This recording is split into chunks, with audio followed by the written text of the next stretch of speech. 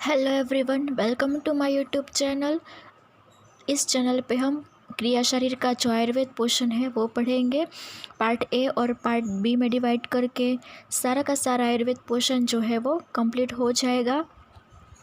पहले तो मैं आपको बता दूं कि जो ये क्रिया शरीर है यानी कि मॉडर्न में फिजियोलॉजी, उसका बेसिक मतलब होता है कि क्रिया मतलब जो हमारे शरीर में मूवमेंट्स होती है और एक्टिविटीज़ होती है, फंडामेंटल फंक्शंस होते हैं जो सिस्टम के, उसका मतलब हुआ क्रिया। और शरीर का मतलब होता है information about human body, means जिस तंत्र में सारी ह्यूमन बॉडी की इंफॉर्मेशन बताई गई है उसे हम क्रिया शरीर कहते हैं। तो आपको ये क्रिया शरीर का मतलब पता होना चाहिए वाइवा के लिए। Okay.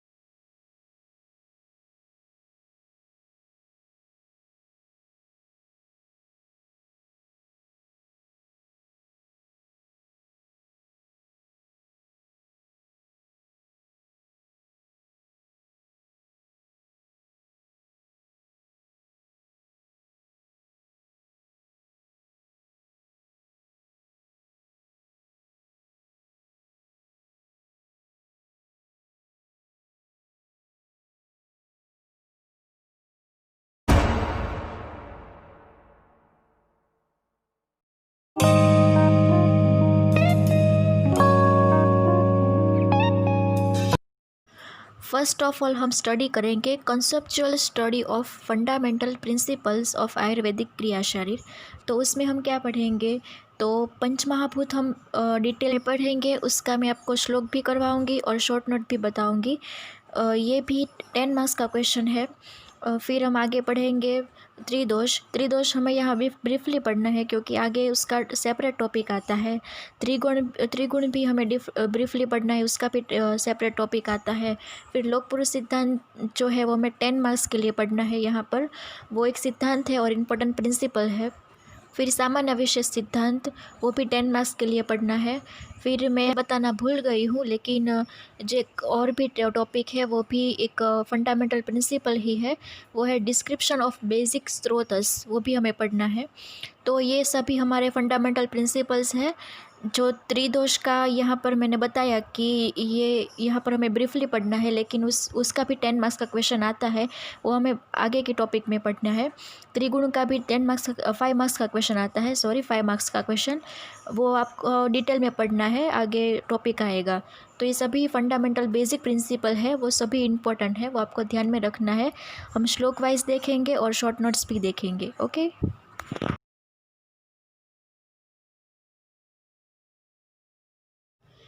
First of all we will see about भूत, क्योंकि जो पंचमहाभूत है वो पहले भूत से बनते हैं। भूत जो है वो सबटल है, वो एक साथ जुड़कर स्थूल पदार्थ बनाते हैं, यानी कि स्थूल भूत बनाते हैं, वो महाभूत के नाम से जाना जाता है। तो पहले हम देख लेते हैं भूत की टाइमोलॉजी। भू सत्तायाम, भू मीन्स हो ब्रह्मांड या तो फिर यूनिवर्स।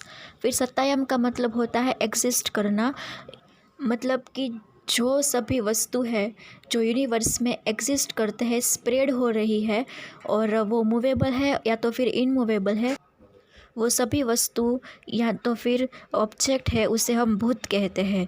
भूत शब्द को और दूसरा नाम भी है तत्व, उसे हम तत्व के नाम से भी जानते हैं। अब हम ब्रीफली भूत की डेफिनेशन देख लेते हैं। तो नित्यत्वे सति गुणवत् समवायी कारणत्वम भूतत्वम। तो यहाँ पर वर्ड टू वर्ड देख लेते हैं कि नित्यत्व का मतलब होता है कि इटरनल, जो नित्य है, कभी चेंज नहीं होता है वो। फिर सति गुणवत् समवाय का मतलब होता है, पहले तो सति गुणवत् का मतलब होता है कि अधर द्रव्य जो निर्माण होते हैं वो। फिर समवाय का मतलब होता है कि मैनिफेस्टेशन। कारणत्वम का मतलब होता है कि रिस्पॉन्सिबल। भूतत्वम यानी कि जो भूत कंसिडर किया है वो। तो हम पूरा देख लेते हैं कि वो द्रव्य जो नित्य है वो उनमें से सभी द्रव्यों का उत्पन्न होता है और उत्पन्न होने के लिए वो रिस्पॉन्सिबल है, उसे हम भूत कहते हैं। अब हम पंच महाभूत की डेफिनेशन देखते हैं।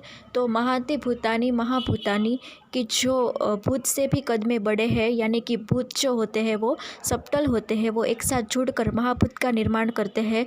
भूत का जो तसरेणु स्टेज है वो महाभूत कहलाता है। अब तसरेणु क्या है वो मैं आपको बता दूं कि पहले तो परमाणु होता है, वो डिवाइजेबल भी नहीं होता है और विजिबल भी नहीं होता है, उसे हम भूत कह सकते हैं। वो काफ़ी सबटल होता है, वो फर्स्ट स्टेज होता है।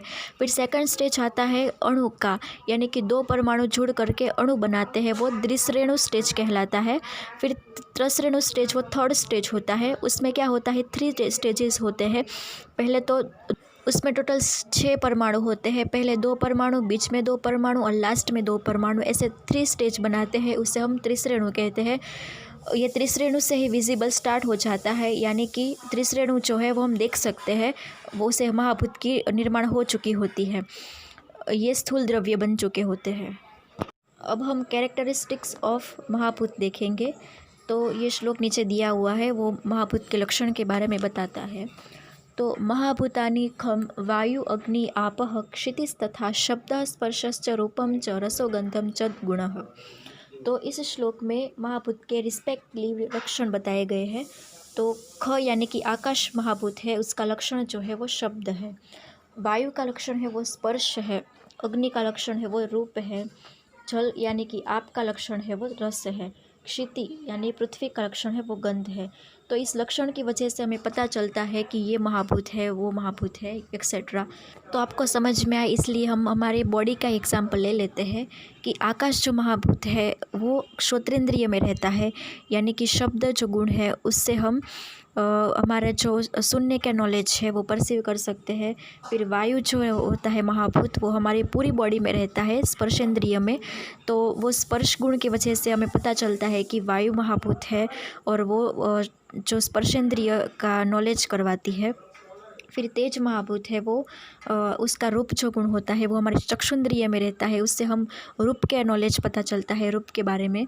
फिर जल जो महाभूत है उसका जो रस है वो हमारे रसनेंद्रिय में होता है, उससे उसकी वजह से हमें टेस्ट फील होता है, अलग अलग टेस्ट जो होते हैं वो। फिर पृथ्वी महाभूत का जो गंध है वो हमारे घ्राणेंद्रिय में होती है, यानी कि जो सूंघने की शक्ति होती है वो पृथ्वी महाभूत के गंध लक्षण से होती है। तो ये कैरेक्टरिस्टिक की वजह से हमें हमारे जो इंद्रिय के थ्रू हम नॉलेज भी कर सकते हैं और कौन सा महाभूत का कौन सा लक्षण है उस हिसाब से महाभूत का इम्पोर्टेंस जो पता चलता है हमें। फिर बॉडी जो है होती है, हम उसका दूसरे हिसाब से देख लेते हैं कि हमारे बॉडी में जो होलो स्पेस होती है, जो होलो स्ट्रक्चर होते हैं उसमें आकाश महाभूत रहता है। फिर हमारे बॉडी में जो सभी वायु है, 5 टाइप्स के वायु मैं आपको आगे बताने वाली हूँ, वो 5 टाइप्स के वायु जो होते हैं उसमें वायु महाभूत डोमिनेंट होता है। फिर तेज रूप होता है, उसमें हमारे जो डाइजेस्टिव फायर है यानी कि जठराग्नि है, वो उसमें तेज महाभूत का निर्माण होता है। और जहाँ कोई भी ट्रांसफॉर्मेशन होता है, सेल से लेके सभी ऑर्गन्स में कोई भी ट्रांसफॉर्मेशन होता है तो वो तेज महाभूत से होता है।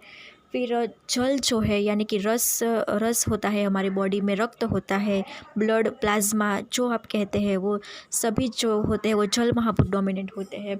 फिर हमारे बॉडी में जो हार्ड स्ट्रक्चर होते हैं, बोन्स होते हैं, कोई भी हमारे पैथोलॉजी में कोई भी ट्यूमर होता है तो वो सभी जो मांस भी होता है वो पृथ्वी महाभूत डोमिनेंट वाला होता है।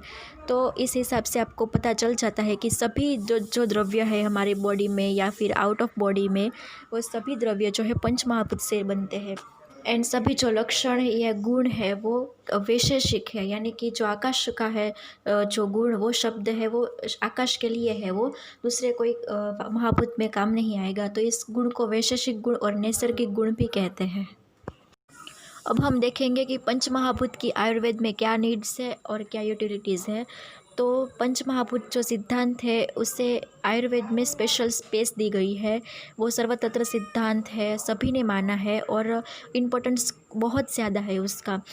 तो पहले हम मेन जो इम्पोर्टेंस है वो देख लेते हैं कि सर्वद्रव्यम पंचभौतिकम अस्मिन् अनिवार्थे, यानी कि जो पंच महाभूत है उससे ही सभी द्रव्य जो होते हैं उनका निर्माण होता है।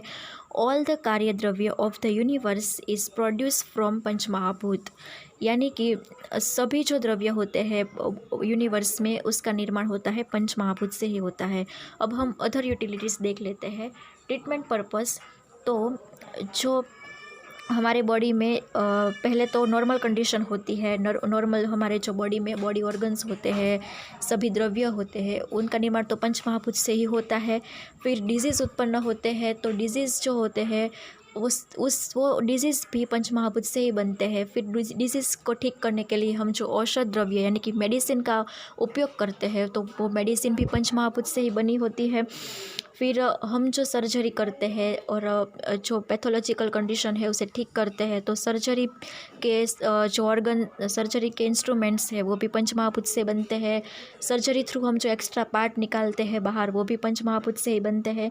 तो यानी कि ट्रीटमेंट में हम जो कोई भी द्रव्य यूज़ करते हैं, जो कोई भी क्रिया करते हैं, वो सभी क्रिया के पीछे पंच महाभूत ही रिस्पॉन्सिबल है। तो ये ट्रीटमेंट पर्पस आ गया।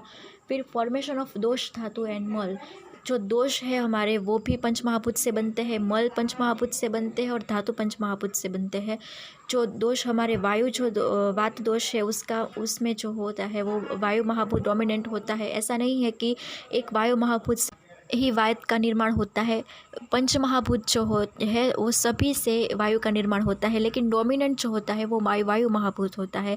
फिर तेज महाभूत से पित्त का निर्माण होता है, डोमिनेंट होता है। ऐसे तो सभी महाभूत से पित्त का निर्माण बनता है। और कफ का जो होता है वो यह पृथ्वी महाभूत से बनता है। फिर मल जो होते हैं उसमें जो पुरुष मल होता है वो पृथ्वी महाभूत से बनते हैं, मेनली डोमिनेंट पृथ्वी महाभूत होता है।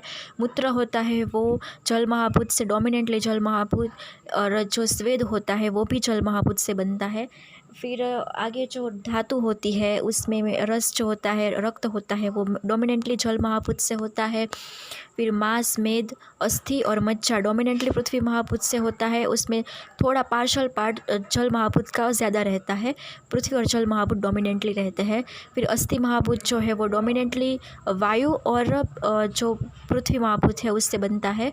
फिर शुक्र जो होता है धातु वो डोमिनेंटली जल और पृथ्वी महाभूत से होता है, उसमें जो छोटे छोटे स्पर्म्स होते हैं वो पृथ्वी महाभूत से बनते हैं। तो इस प्रकार जो दोष फॉर्मेशन ऑफ दोष धातु मल है उसमें पंच महाभूत बहुत ही ज़्यादा इम्पोर्टेंट है।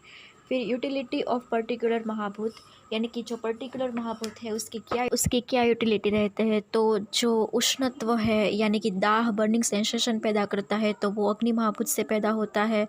फिर जो हमारे बॉडी में जो जलत्व है वो जल महाभूत से होता है। फिर जो स्पर्शत्व यानी कि हमारे स्पर्श फीलिंग टचिंग फीलिंग आती है तो वायु महाभूत से आती है। ऐसे आपको सभी पर्सनली जो है वो महाभूत का यूटिलिटी आपको बता देनी है। फिर use in clinical and medicines, तो हमारे क्लिनिक और मेडिसिन में क्या यूज़ होते हैं तो उस पर्पस से हम देख लेते हैं। तो जो पित्त हो गया है यानी कि पित्त जो है वो अग्नि महाभूत से आता है। और उसके लिए हमें शमन क्रिया क्या करनी है तो गुरुचि द्रव्य है उसमें शीतत्व प्रधान होता है यानी कि जल प्रधान होता है, तो उससे पित्त का शमन होता है। फिर चंदन में जल महाभूत। तो इस प्रकार मैंने आपको सभी जो नीड एंड यूटिलिटीज़ है वो पंच महाभूत की वो करवा दी है। तो मैंने जो सारा टॉपिक बताया है पॉइंट वाइज, तो आपको 10 मार्क्स में इस हिसाब से लिखना है। मैं आपको एक बार रिवाइज़ करवा देती हूँ। फर्स्ट ऑफ ऑल हमने भूत देखा, भूत की जो इटाइमोलॉजी है डेफिनेशन है वो देखा। फिर पंच महाभूत की डेफिनेशन देखी, पंच महाभूत की ओरिजिन देखी। फिर पंच महाभूत की कैरेक्टरिस्टिक जो है वो देख ली, फिर पंच महाभूत की नीड एंड यूटिलिटीज़ है वो देख ली। तो इतना काफ़ी है 10 मार्क्स के लिए। आपको ये पॉइंट टू पॉइंट लिखना है तो आपको 10 में से 10 मिल सकते हैं। प्रेजेंटेशन अच्छा रखना है। तो अब हम त्रिदोष के बारे में देखेंगे, जो वात पित्त कफ है वो। तो जो ये त्रिदोष है वो हमारी बॉडी का बेसिक एलिमेंट्स है एंड उसका महत्व आयुर्वेद में और हमारी बॉडी में बहुत ज़्यादा है, क्योंकि वो स्ट्रक्चरल एंड फंक्शनल यूनिट है हमारी बॉडी का। तो first of all we will see about definition of dosha. तो प्रकृति आरंभकत्वे सती दृष्टि कर्तृत्वम दोषत्वम, कि जब दोष प्राकृत अवस्था में होता है यानी कि नॉर्मल स्टेट में होता है तब वो प्रकृति का निर्माण करता है। प्रकृति जो है वो हमारा स्वभाव है, जो जन्म से लेकर मृत्यु तक कभी चेंज नहीं होता है। जब ड्यूरिंग लाइफ वो चेंज हो जाता है तो हमारा मृत्यु नज़दीक है। तो ये प्रकृति है वो दोष से कैसे बनती है। तो जब वो शुक्र और आर्तव मिलकर युग्मज बनाते हैं तब शुक्र में ये तीनों दोष रहते हैं डोमिनेंटली। शुक्र में वात दोष रहता है या फिर पित्त रहता है या कफ रहता है। ऐसे ही आर्तव में भी डोमिनेंट दोष रहते हैं वात पित्त और कफ। तो आर्तव और शुक्र में डोमिनेंटली जो दोष रहता है वो दोष चाइल्ड में आता है। सपोज़ कि आर्तव में पित्त दोष रहता है डोमिनेंटली और जो शुक्र है उसमें भी पित्त डोमिनेंटली रहता है, तो उस चाइल्ड की प्रकृति होगी वो पित्त प्रकृति होगी। ऐसे दोष से प्रकृति का निर्माण होता है। अब जो दोष की दूसरी डेफिनेशन है वो दुष्यन्ते इति दोषः, कि जो हमारी बॉडी में सभी ऑर्गन्स है यानी कि धातुएं है, मल है, वो सभी को दूषित करने वाले जो होते हैं वो दोष होते हैं। लेकिन वो कब करते हैं? जब वो विकृत अवस्था में होते हैं, यानी कि हमारे आहार विहार सेवन से, निदान सेवन से जो हमारे दोष की बैलेंस बिगड़ जाती है तब वो विकृत अवस्था में होते हैं, तभी वो डिजीज़ पैदा करते हैं, यानी कि जो धातु है और हमारे मल है उसको दूषित करते हैं। वो ये डेफिनेशन जो है वो इनकरेक्ट है, या तो फिर हम कह सकते हैं कि वो डेफिनेशन है वो अधूरी डेफिनेशन है। मेन डेफिनेशन जो मैंने आपको आगे बताई प्रकृति आरंभकत्वे वाली, वो मेन डेफिनेशन है।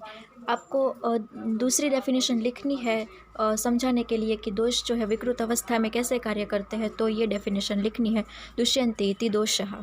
ठीक है।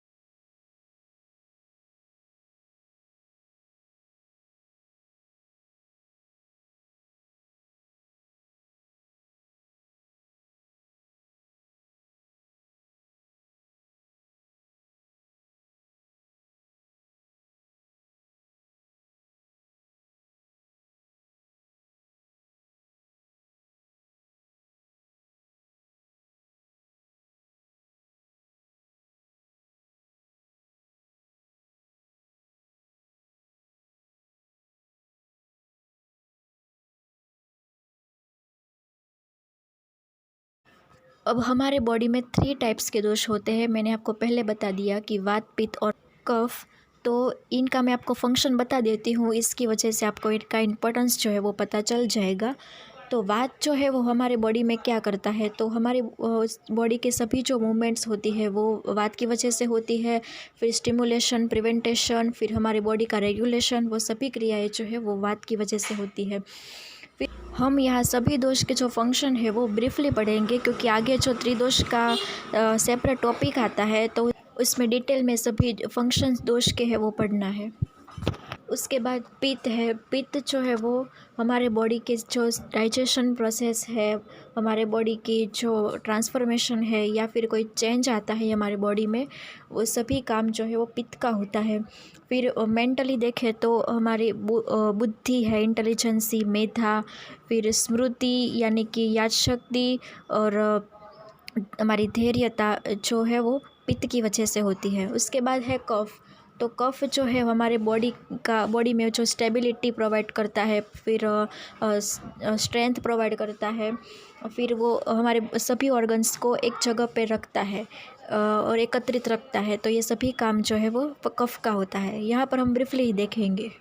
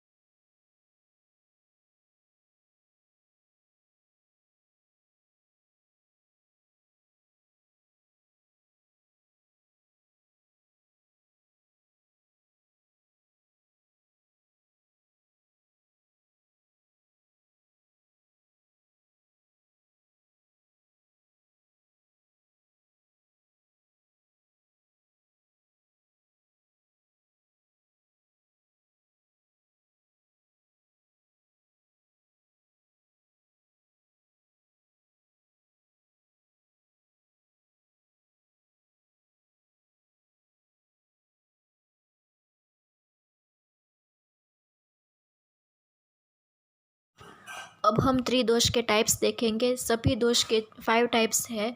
तो पहले हम वात के देख लेते हैं। वात के 5 टाइप्स कौन से हैं? तो प्राण वायु, उदान वायु, समान वायु, व्यान वायु और अपान वायु, ये सभी प्राण के टाइप्स हैं। अब उसका हम फंक्शन और लोकेशन देख लेते हैं।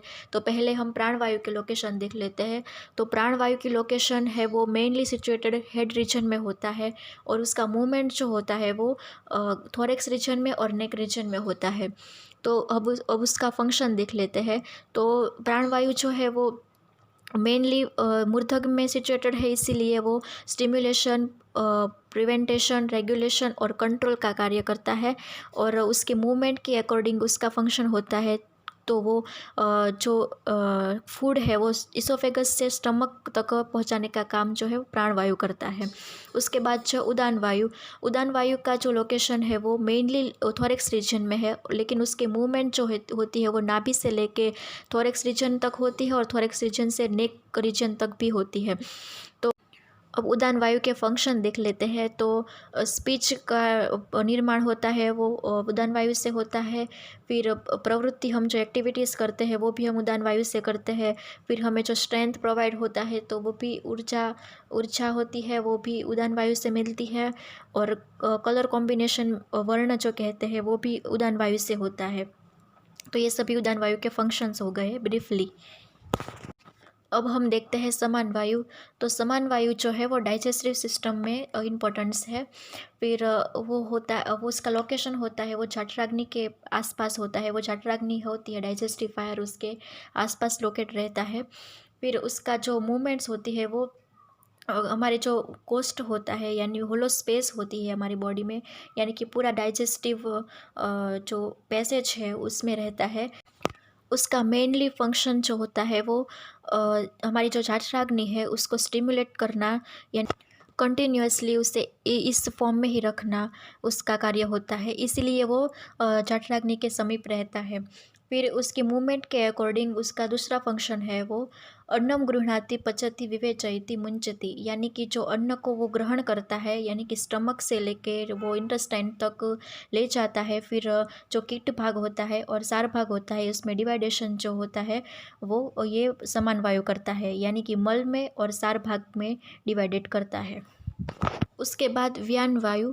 व्यान वायु जो होता है वो उसका लोकेशन मेनली हृदय में होता है, लेकिन वो पूरी बॉडी में मूवमेंट करता है। तो उसके हृदय में उसका स्थान होने की वजह से जो उसका कार्य होता है मेनली वो कार्डियक आउटपुट में होता है। तो वो ब्लड सर्कुलेशन होता है वो व्यान वायु की वजह से होता है। फिर ब्लड सर्कुलेशन का स्टिमुलेशन भी व्यान वायु से होता है। फिर वो पूरी बॉडी में मूवमेंट करता है, इसलिए उसके अदर फंक्शंस भी है, यानी कि वो स्वेटिंग प्रोवाइड करता है और स्वेटिंग को कंट्रोल भी करता है। फिर उसके 5 जो डिफरेंट एक्टिविटीज़ है, जो उत्क्षेप, अवक्षेप, निमेष, उन्मेष, ये सभी जो क्रिया है वो आकुंचन, प्रसारण, वो सभी क्रिया है जो वो व्यान वायु की वजह से होती है। यहाँ पर हम ब्रीफली देखेंगे, मैं आपको सारा टॉपिक जो है वो हमारे आगे का दोष है, वात दोष सेपरेट, पित्त दोष और कफ दोष सेपरेट है, उनमें आपको मैं करवा दूंगी। उसके बाद अपान वायु आता है। तो अपान वायु का लोकेशन है श्रोणी में, यानी कि हिप बोन में, यूरिनरी ब्लैडर में, मेंढ्र में होता है, यानी कि पेनिस में होता है। और उसका जो चरण भाग है यानी कि मूवमेंट्स है वो थाई रीजन में होती है।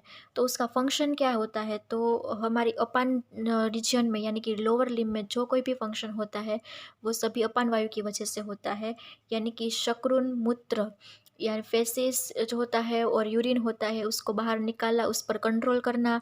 फिर सीमेन होता है, ओवम होता है, उसको बाहर निकालना, उस पर कंट्रोल करना।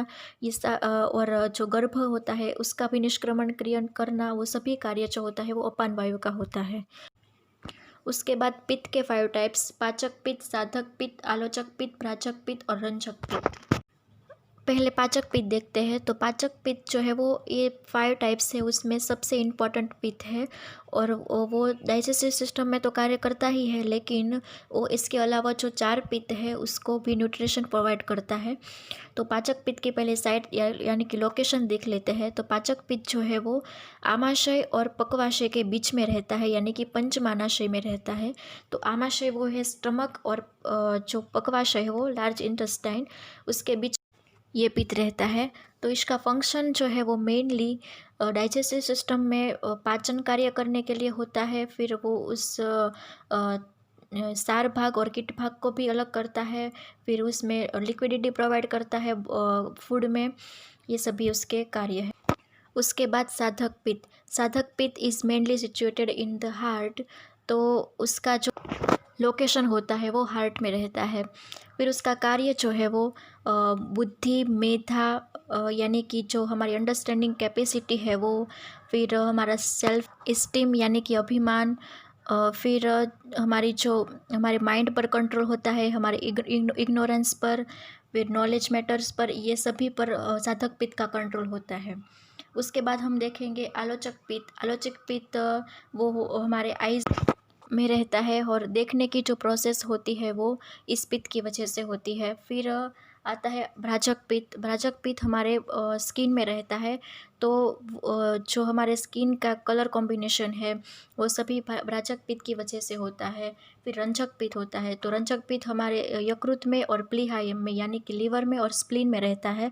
और जो रस में से रक्त बनने की क्रिया जो होती है वो रंजक पित्त की वजह से होती है। फिर हम देखेंगे कफ के 5 टाइप्स। पहले देख लेते हैं क्लेदक कफ। क्लेदक कफ जो होता है वो आमाशय में होता है, तो वो फूड को आमाशय में कलेक्ट करके रखता है। फिर बोधक कफ जो है वो हमारे रसनेंद्रिय में रहता है, यानी कि हमारा जो स्वाद होता है, टेस्ट होता है, उसको उसका नॉलेज करने के लिए वो कफ रहता है। फिर अवलंबक कफ होता है, वो हमारे हृदय में रहता है और उसका कार्य जो होता है वो सभी ऑर्गन्स को स्ट्रेंथ प्रोवाइड करना होता है। और उसके अलावा जो 4 टाइप्स के जो कफ है उसको न्यूट्रिशन प्रोवाइड करता है।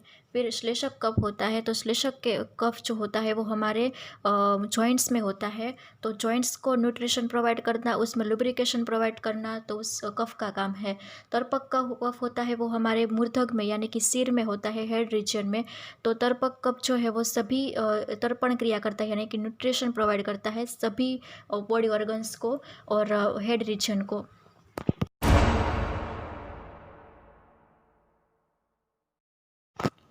अब हम त्रिगुण के बारे में देखते हैं। त्रिगुण को मानसिक गुण भी कहते हैं। वो टोटल 3 है, सत्व, रज और तम।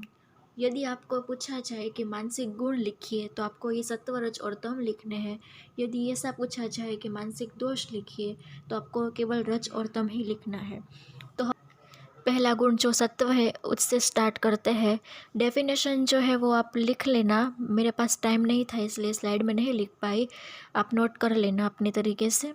तो डेफिनेशन है, चरक शारीर स्थान में से ली गई है। तत्र शुद्धम दोषम आख्यातम कल्याणतम अंशत्वात्। मीन्स सत्वगुण जो है वो क्या कार्य करता है हमारी बॉडी में, कि जो जब हमारे बॉडी में सत्वगुण प्रधान होता है, सत्वगुण रहता है, तब वो हमारी बॉडी में वो शुद्धता, तेजस्विता, फिर सुंदरता, कोमलता, फिर हमारी बॉडी में सुख समृद्धि लाता है, सभी रोगों से मुक्त करता है और बाह्य जीवन में भी सुख समृद्धि लाता है। सत्वगुण जो है वो हमारे चरक संहिता में लिखा है कि सत्वगुण की वजह से हमारे बॉडी में प्योरिटी आती है, लव जो होता है वो बढ़ता है, फिर सच्चाईता बढ़ती है, हमारे ऊपर हम सेल्फ कंट्रोल रख सकते हैं, फिर हमारे जो मेमोरी पावर है वो बढ़ता है, फिर हम फ्रीडम हो जाते हैं ग्रीडीनेस से, फिर हमारे ईगो से, ऐसे ऐसे सभी हमारे जो बॉडी में बुरी चीज़ है उससे हम फ्री हो जाते हैं। फिर भगवत गीता में लिखा है कि सत्वगुण प्रधान होने से हमारी जो लाइफ है वो जॉयफुल एंड विजडम हो जाती है, तो वो जॉयफुल लाइफ एंड विजडम ये सत्व का प्रतीक है।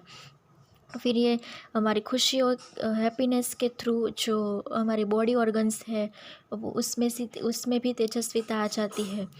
फिर हम सत्वगुण की वजह से हम हमारे कर्म जो है वो अच्छे करते हैं, तो इस वजह से हमें मोक्ष प्राप्ति भी हो सकती है। तो आचार्य चरक ने 7 टाइप्स की प्रकृति बताई गई है कि 7 टाइप्स जो पर्सनालिटी वाले लोग हैं तो उनमें सत्व प्रधान है। तो वो पहला है ब्रह्मा, आर्ष, इंद्र, यम, याम्य, वरुण, कुबेर एंड गंधर्व। ये 7 जो है वो पर्सनालिटी उसमें सत्वगुण प्रधान है। फिर सत्वगुण में आकाश, अग्नि और जल महाभूत डोमिनेंट है। अब हम रजगुण देखते हैं। तो पहले तो रजगुण हमारे बॉडी में क्या कार्य करता है वो उसका श्लोक है, उपष्टंभकम चलस्व रजः। यानी कि सांख्य कारिका में लिखा गया है कि रजगुण जो है वो उपष्टंभक हो एंड चल होता है। उपष्टंभक का मतलब होता है कि वो हमारी जो एक्टिविटीज़ है उसको स्टिमुलेट करते हैं, एंड चल का मतलब होता है कि वो represent the principle of activity and motion. जो हमारी क्रिया है, जो हमारी गति है, वो हम कैसे किस प्रकार करते हैं, तो उसका वो प्रिंसिपल जो है उसको रिप्रेजेंट करता है। बाद में रज जो गुण है उसकी वजह से हमारी बॉडी में क्या क्या इफ़ेक्ट आती है, यानी कि रज गुण वाला जो पर्सन है उसकी क्वालिटी कैसे होती है।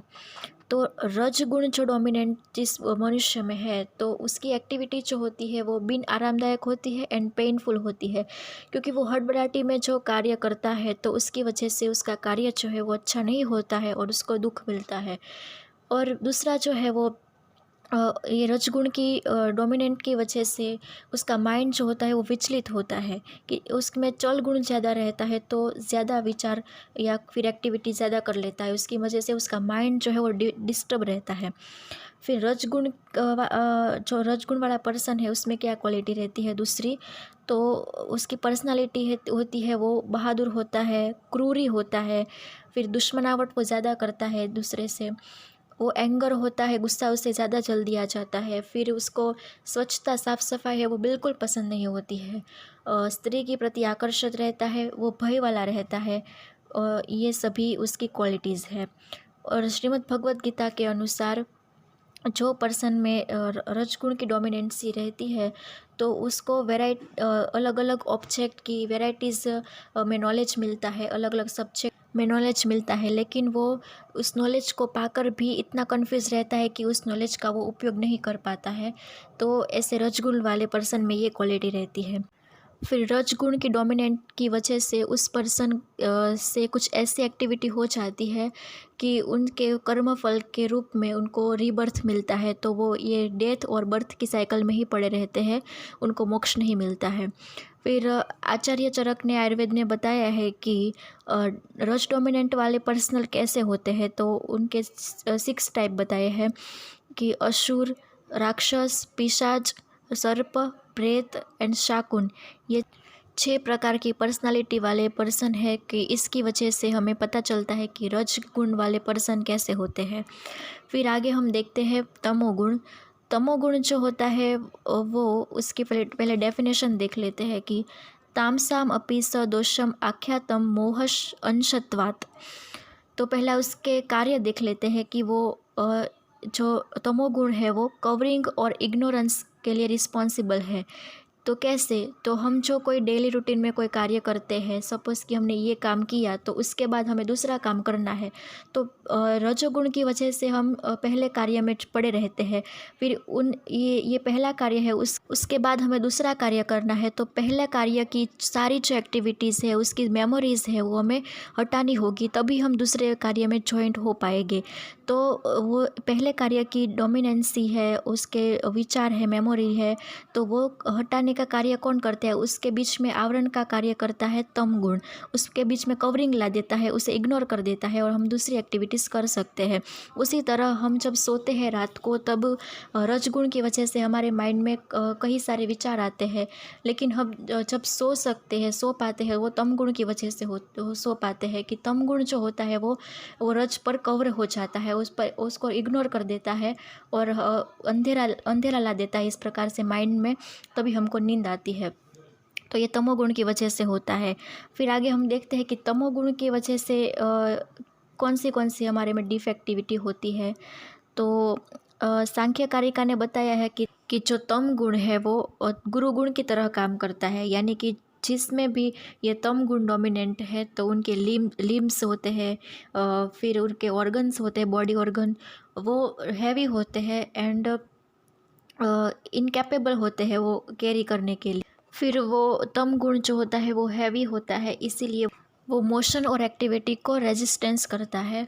फिर तम गुण की वजह से क्या क्वालिटी होती है, तो हमारे तम गुण की डोमिनेंट की वजह से इग्नोरेंस आता है, बॉडी में स्टुपिडिटी आती है, लेजीनेस आता है, लैक ऑफ सेंसिटिविटी आते हैं। फिर जो सत्व और रज में क्वालिटी होती है उससे डिफरेंटली और ओपोज क्वालिटी इसमें होती है। अकॉर्डिंग टू श्रीमद् भगवद गीता, जिस पर्सन में ये तमगुण डोमिनेंट होता है वो पर्सन सेल्फिश होता है, फिर उनको हमेशा दुख मिलता है, लेजीनेस वाला होता है और उसको डार्कनेस, हिडनलेसनेस वो ज़्यादा पसंद है। फिर उसके ऐसे कर्म की वजह से, तम गुण डोमिनेंट की वजह से उससे ऐसी एक्टिविटी हो जाती है तो वो रीबर्थ में मूड पैदा होता है। मूड यानी कि सेंसलेसनेस और लो डेवलपमेंट मेंटल फैकल्टी, यानी कि पशु पक्षी और पेड़ की तरह वो पैदा होता है। फिर आयुर्वेद में आचार्य चरक ने बताया है कि तामसिक जो है उसके वो पर्सनालिटी कैसी होती है, तो वो 3 टाइप्स में बताया है, 3 पर्सन की पर्सनालिटी बताई है कि एक एक पशु, फिर मत्स्य एंड वनस्पत्य, यानी कि पशु, मछली और वनस्पति जो होते हैं वो तम गुण वाले होते हैं। फिर अदर उनकी क्वालिटीज़ बताई है कि जो ये तम गुण वाले होते हैं वो हेल्पलेस होते हैं, उसको एक्सेसिव स्लीप आती है, वो मोह वाले होते हैं, शौक ज़्यादा करते हैं, असंतोष ज़्यादा होता है, डरपोक ज़्यादा होते हैं और ऐसे कहें तो बिंदास होते हैं ये। जिनमें एक्सेस तमस होता है वो अधर्मी होता है, अज्ञानी होता है, अवैरागी होता है और ईश्वर को मानने वाला नहीं होता है। तो ये सभी तम गुण की डिफेक्टिविटी है।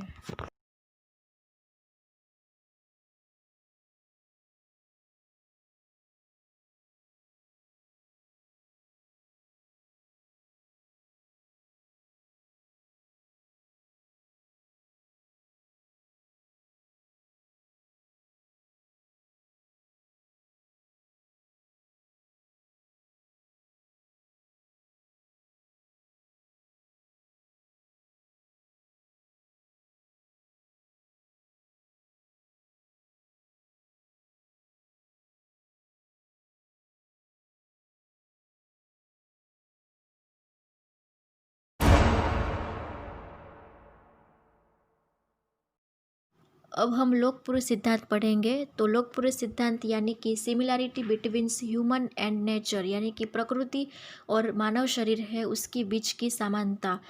जो बाहर प्रकृति में है यानी कि नेचर में है वो सभी ह्यूमन बॉडी में है। ऐसी कोई भी चीज़ नहीं है कि जो ह्यूमन बॉडी में है और नेचर में नहीं है, या तो फिर नेचर में है और ह्यूमन बॉडी में नहीं है। तो हम ये श्लोक जो है वो यही यही सिद्धांत का इम्पोर्टेंस बताता है। तो हम देखते हैं कि यावन्तो है लोके भावविशेषा तावन्त पुरुषे, यावन्त पुरुषे तावन्त लोके। तो इसका मतलब अब देखते हैं कि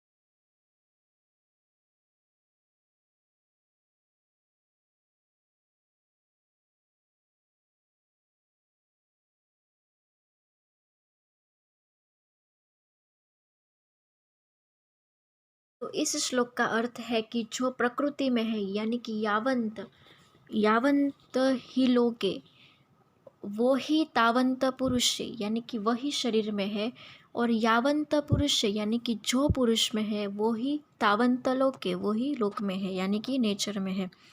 तो उसे हम पिंड ब्रह्मांड न्याय भी कहते हैं। पिंड का मतलब होता है कि हमारा शरीर, ह्यूमन बॉडी, और ब्रह्मांड का होता है मतलब होता है कि प्रकृति, नेचर, यूनिवर्स, जो आप कहे।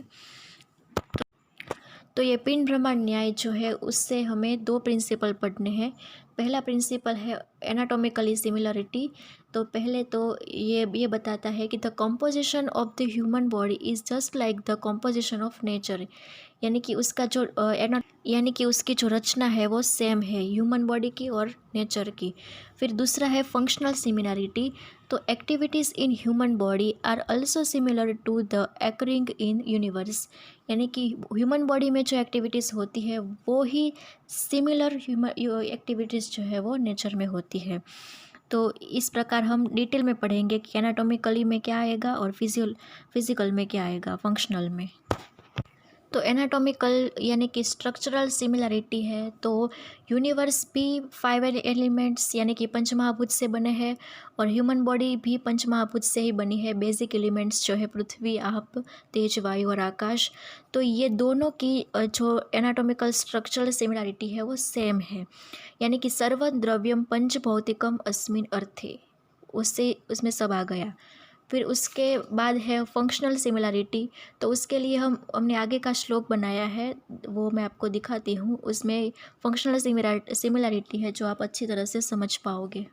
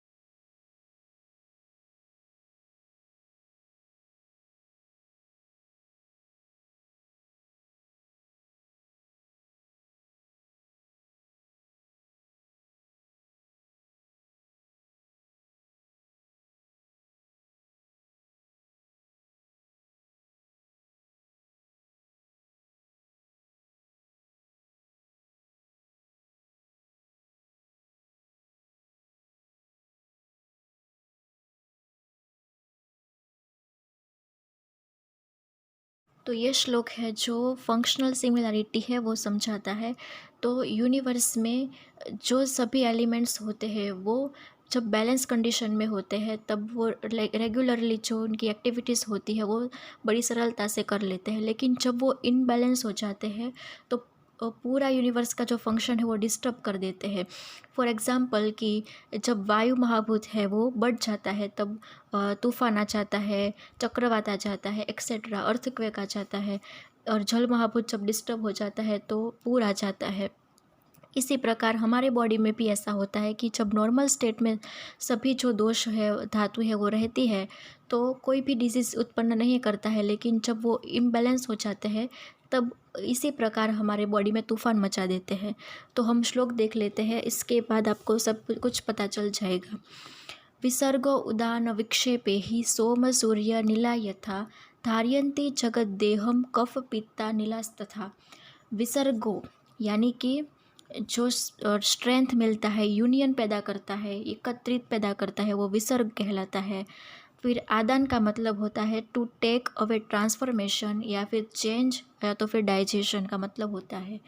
फिर विक्षेप यानी कि मूवमेंट होता है, तो वो रिस्पेक्टिवली कौन करता है, तो सोम सूर्य नीला। सोम यानी कि चंद्र, सूर्य यानी कि सन, अनिल यानी कि वाइंड, हम जो कहते हैं पवन, वो। तो वो कैसे करते हैं कि मैं आपको पहली लाइन फिर से बताऊं कि जो सोम है वो विसर्ग का कार्य करता है, सूर्य जो है आदान का कार्य करता है, और अनिल जो है वो विक्षेप का कार्य जिस प्रकार करता है उसी प्रकार हमारा देह जो है, हमारे देह में कफ, पित्त और अनिल यानी कि वात जो है वो इस प्रकार से कार्य करता है। तो पहले मैं आपको यूनिवर्स में समझा दूँ कि जो मून एंड रेन होता है वो क्या करता है, तो वो हमें स्ट्रेंथ प्रोवाइड करता है, वो एक यूनियन बनाता है और शीतलता प्रोवाइड करती है। तो उससे हिस्से हमें हमारे बॉडी में ग्रोथ बढ़ता है और हमारी बॉडी को हेल्पिंग मिलती है। हमारे मॉलिक्यूल्स जो होता है वो एक साथ जुड़ कर रहते हैं शीतलता की गुण की वजह से। तो ये चंद्र करता है।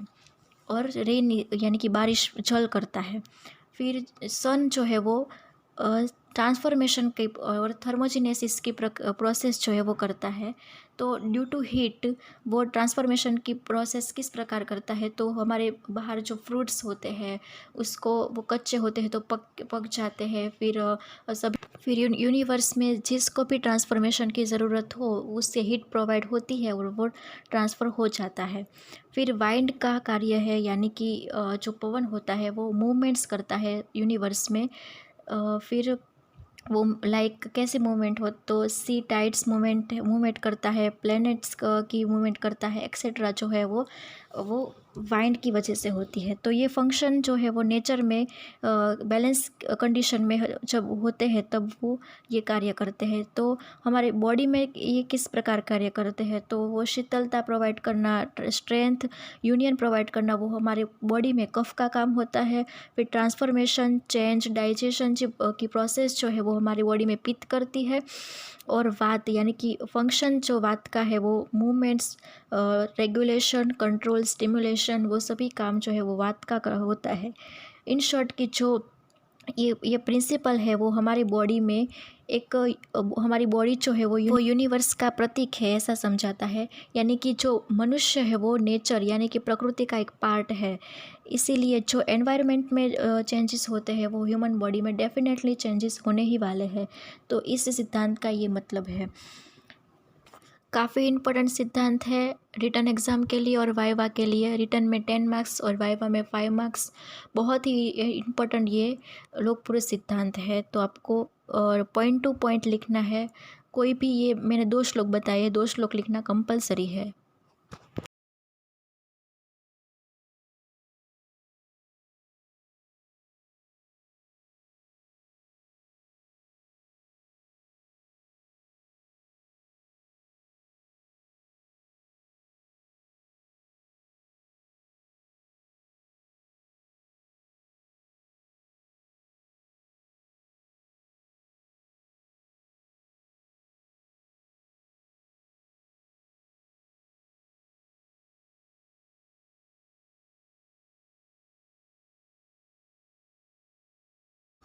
अब हम स्टडी करेंगे ऐसे ही एक इम्पोर्टेंट सिद्धांत पे कि जो 10 मार्क्स के लिए है और क्लिनिकल इम्पोर्टेंस ज़्यादा है उसका। अगर किसी को क्लिनिकल प्रैक्टिस करनी है तो ये सिद्धांत बहुत काम का है। पहले हम श्लोक देख लेते हैं, उसके बाद इसका इम्पोर्टेंस जो है वो देख लेंगे। तो सर्वदा सर्वभावानां सामान्य वृद्धि कारणे ह्रास हेतु विशेषस्य प्रवृत्ति उपयस्य तु। तो ये श्लोक का मतलब है सर्वदा यानी कि हमेशा, सर्वभावानां यानी कि जो एक्सिस्ट है यूनिवर्स में सभी भाव यानी कि सभी द्रव्य, सामान्य वृद्धि कारणे उन, तो इसका मतलब होता है कि जो वृद्धि होती है वो जो द्रव्य है उनमें उनके जैसे सामान्य कॉमन जो द्रव्य है वो मिक्स होते हैं तब वो द्रव्य की वृद्धि होती है। फिर नीचे की लाइन में बताया है कि ह्रास हेतु विशेषस्य, ह्रास यानी कि नाश होना, हेतु विशेषस्य विशेष जो पदार्थ है उसके कारण से नाश होना, यानी कि जो पदार्थ है जो द्रव्य है उनमें जब हम ये विशेष द्रव्य मिक्स करते हैं तब वो सामान्य द्रव्य है उनका नाश होता है। और प्रवृत्ति उभयस्य तु का मतलब होता है कि क्रिया जो है, प्रवृत्ति यानी कि क्रिया, और उभयस्य तु यानी कि ये प्रक्रिया जो है वो एक साथ होती है। तो सामान्य और विशेष की प्रक्रिया एक साथ होती है। मैं आपको एग्जाम्पल से थ्रू समझाती हूँ कि जब हम घी इंटेक करते हैं तब घी जो है वो कफ के लिए सामान्य है और मेद के लिए सामान्य है, यानी कफ और मेद की वृद्धि करता है, लेकिन वो पित्त का शमन भी करता है यानी कि पित्त का नाश करता है, जो विशिएटेड पित्त है उनका। तो जब वो कफ की या तो फिर मेद की वृद्धि कर रहा होता है उसी वक्त उसी के साथ ही वो पित्त का भी नाश करेगा और पित्त का भी शमन करेगा, विशिएटेड पित्त का। तो ये दोनों प्रोसेस जो है वो साथ होती है। दूसरा एग्जाम्पल बताओ कि जब हम जिंजर जूस इंटेक करते हैं तो वो कफ के लिए विशेष है और पित्त के लिए सामान्य है, लेकिन यहाँ पर एक कंडीशन है कि जब हम बीमारी के समय यानी कि हमको प्रतिशय यानी कि कॉमन कोल्ड हुआ है तब जो ये सिद्धांत है वो ऐसे काम करेगा कि जब हमारे शरीर में कॉमन कोल्ड हुआ होगा तो कफ की वृद्धि अवश्य होगी। तो कफ की वृद्धि जब तक है तब तक जिंजर जूस सिर्फ कफ को ही नाश करेगा, पित्त का कुछ नहीं करेगा। लेकिन जब कफ खत्म हो गया होगा, पूरा का पूरा विशिएटेड जो कफ है वो खत्म हो गया होगा, तब उसके बाद भी हम जो जिंजर जूस इंटेक कर रहे होंगे तो वो पित्त का जो है वो एग्रेवेट पित्त के लिए समान है तो एग्रेवेट करेगा। लेकिन जो रोग वाली कंडीशन है, पैथोलॉजी कंडीशन, उनमें जो कफ है उसका नाश होने के बाद ही वो पित्त को बढ़ाएगा, जिंजर जूस है वो। तो इस प्रकार आपको समझना है। पैथोलॉजी कंडीशन में प्रवृत्ति उभयस्य नहीं होगा, यानी कि जो दोनों प्रोसेस है वो एक साथ नहीं होगी, एक प्रोसेस ख़त्म हो जाने के बाद ही दूसरी प्रोसेस होगी। लेकिन जो सामान्य कंडीशन है, कोई भी हमें रोग नहीं हुआ है, हमारा वेट गेन करना है या तो फिर कोई धातु क्षय हुआ है तो धातु बढ़ानी है, तब ये सिद्धांत एक साथ काम करेगा, यानी कि विशेष को नाश करेगा और सामान्य की वृद्धि होगी। अब नेक्स्ट जो श्लोक है वो सामान्य विषय सिद्धांत का, वो हमें पढ़ना है। तो वो क्या है, तो सामान्य एकत्वकरम विशेषस्तु पृथकत्वकृत तुल्यार्था ही सामान्य विशेषस्तु विपर्यय। सामान्य एकत्वकरम यानी कि जो समान द्रव्य है उनके गुण कर्म द्रव्य जो वो समान है तो वो एकत्वकरम वो एक होते हैं, लेकिन उनमें जब हम विशेष पदार्थ डाल देते हैं तब वो सभी जो द्रव्य है उनको अलग कर देता है, पृथक कर देता है। तो तुल्यार्था ही सामान्य यानी कि जो इसीलिए जो तुल्य है यानी कि जो कॉमन है वो समान कहलाते हैं, और विशेषस्तु विपर्य और जो विशेष है वो उनके विपरीत कहलाते हैं। तो इसीलिए जो तुल्य है वो एकत्व कर्म का कार्य करेंगे और विशेष जो है उनसे विपरीत पृथक का कार्य करेंगे। फॉर एग्ज़ाम्पल कि हम जब कोई एक्टिविटी करते हैं, जंपिंग, स्विमिंग, या तो फिर रात को देर से सोते हैं, तो इसकी वजह से जो वात है वो हमारे बॉडी में इंक्रीज़ हो जाता है। तो उसके विपरीत जो कफ है उनको उनको हमारी बॉडी में लाना चाहिए, यानी कि थोड़ा उनके लेवल से थोड़ा कफ बढ़ाना चाहिए। तो उसके लिए हमें दिवा स्वप्न यानी कि दिन में सोना चाहिए। उसकी वजह से जो वात है वो शमन हो जाएगा कफ के थ्रू। तो वो वात जो है वो कफ का विपरीत है, या तो फिर उसका उल्टा भी ले सकते हो आप। विशेषस्तु पृथकत्व ऐसा हुआ, यानी कि उन्हें कफ ने जो वात को पृथक कर दिया, अलग कर दिया बॉडी में से। और क्षमन कर दिया, ऐसा बोल सकते हैं। फिर दूसरा एग्जाम्पल है कि जो दूध है वो उनका गुण जो है वो मधुर, गुरु और पिच्छल है। तो दूध हम जब इंटेक करेंगे तो हमारे बॉडी में शुक्र धातु है वो उनके गुण भी ऐसे ही है, मधुर, गुरु और पिच्छल। तो समान गुण ज़्यादा बढ़ने से शुक्र की वृद्धि होगी, यानी कि जो मधुर, गुरु और पिच्छल गुण है वो हमारी बॉडी में आएंगे और शुक्र के मधुर, पिच्छल और गुरु गुण है उनमें एकत्व कर्म होंगे और वृद्धि करेंगे। तो इसीलिए दूध पीने से शुक्र की वृद्धि होगी और उसकी क्वालिटीज़ भी अच्छी होगी। इसी के साथ हमारा सामान्य विशेष सिद्धांत जो है वो कंप्लीट होता है। मैंने द्रव्य सामान्य और गुण सामान्य, कर्म सामान्य, द्रव्य विशेष, गुण विशेष, कर्म विशेष के जो टाइप्स बताए थे उनका डिस्क्रिप्शन जो है वो मैंने चैप्टर 1 में अष्टांग हृदय में दे दिया है। तो मैं लिंक डिस्क्रिप्शन में डाल दूँगी, आप चेकआउट कर लीजिएगा, उनमें से आपको समझ लीजिएगा।